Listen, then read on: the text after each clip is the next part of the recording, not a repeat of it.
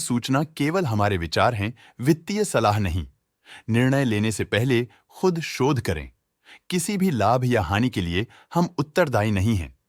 आज हम देख रहे हैं केआरबीएल लिमिटेड के 2025-26 Q1 की standalone financial performance. Starting with the sales, पिछले क्वार्टर से सेल्स में 10% का इंक्रीज हुआ है, मगर कंपनी ने पिछले साल के मुकाबले 32% का सेल्स इंक्रीज रिपोर्ट किया। Expenses 14% quarter on quarter increase हो गए हैं, जो साल भर के 28.5% के राइज के साथ अलाइन करता है। क्वार्टरली सेल्स के कंपैरिजन में एक्सपेंसेस इंक्रीज होना दिखाता है कंपनी ने एक्सपेंसेस मैनेज करने के लिए स्ट्रगल किया। हालांकि कंपनी ने एनुअली अच्छा परफॉर्म किया। ऑपरेटिंग प्रॉफिट, जो पिछले साल के कंपैरिजन में 64.5% अप हुआ है, quarter on quarter around -14% decrease हुआ है। Operating profit margin OPM annual basis पे 2.5% से इंक्रीज हुआ है और पिछले क्वार्टर के कंपैरिजन में -3.5% से डिक्रीज हुआ है। एक्सेप्शनल आइटम्स को ऐड करके अदर इनकम पिछले क्वार्टर के कंपैरिजन में लगभग 2 गुना बढ़ गई, बावजूद इसकी ईयरली ग्रोथ 49% हुई है।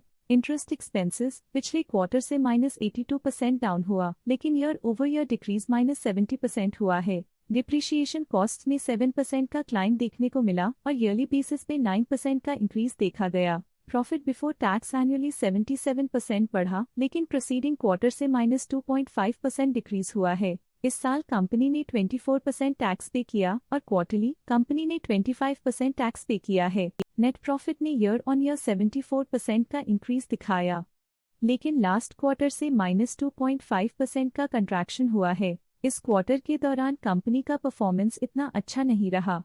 नेगेटिव नेट प्रॉफिट लॉसेस को इंडिकेट करता है। वहीं अगर एनुअल एनालिसिस की बात करें तो इस साल कंपनी का परफॉर्मेंस काफी अच्छा था। अर्निंग्स पर शेयर ईपीएस में साल भर में 3% का इंक्रीज देखा गया, लेकिन क्वार्टरली में 2.5% की गिरावट भी नजर आई। इस क्वार्टर में कंपनी का ईपीएस इतना अच्छा नहीं रहा। नेगेटिव प्रॉफिट कमजोर एफिशिएंसी को दिखाता है।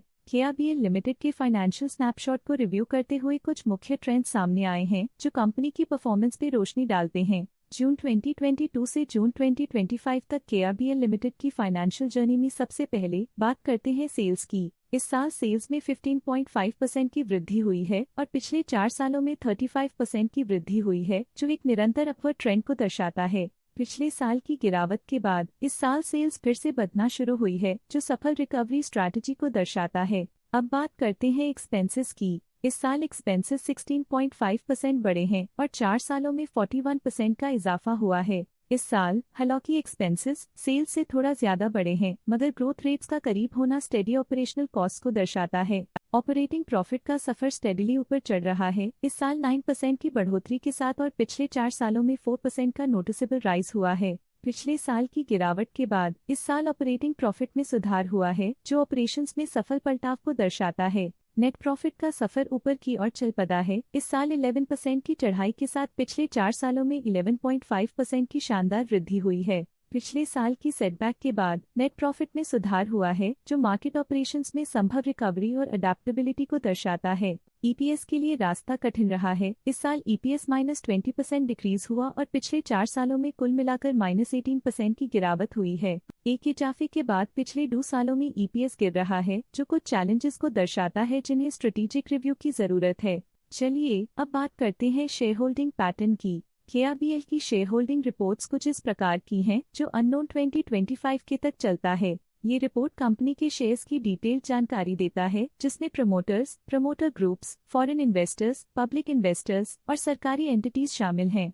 पब्लिक हेल्थ शेयर्स का परसेंटेज 2025 के में 28.05% से 2025 के में 26.23% तक डिक्रीज हो गया। इस डिक्रीज से साफ है कि इस टाइम पीरियड में कंपनी में पब्लिक का हिस्सा डिक्रीज हुआ है। जब कंपनी के शेयर्स का अधिकतम हिस्सा प्रमोटर्स, एफआईआई, डीआईआई या गवर्नमेंट के पास होता है, तब ये माना जाता है कि कंपनी मजबूत हाथों में है, जो स्थिरता और मजबूत समर्थन को दर्शाता है और इस मार्केट की स्थिरता बनी रहती है। डीआईआई डोमेस्टिक इंस्टीट्यूशनल इन्वेस्टर्स ने अपना शेयर होल्डिंग 2025 में 0.39% से 2025 में 0.62% तक इंक्रीज किया। ये बताता है कि डोमेस्टिक इंस्टीट्यूशंस ने कंपनी में अपना इंटरेस्ट 0.23% तक इंक्रीज किया है। एफआईआई फॉरेन इंस्टीट्यूशनल इन्वेस्टर्स ने अपना शेयर होल्डिंग 2025 में 5.13% से 2025 में 6.72% तक इंक्रीज किया। ये बताता है कि फॉरेन इंस्टीट्यूशंस ने कंपनी में अपना इंटरेस्ट 1.59% तक इंक्रीज किया है।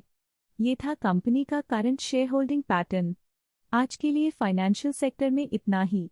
देखने के लिए धन्यवाद। स्टॉक लेटेस्ट न्यूज अपडेट के लिए चैनल को सब्सक्राइब करें और वीडियो को लाइक एंड शेयर करें।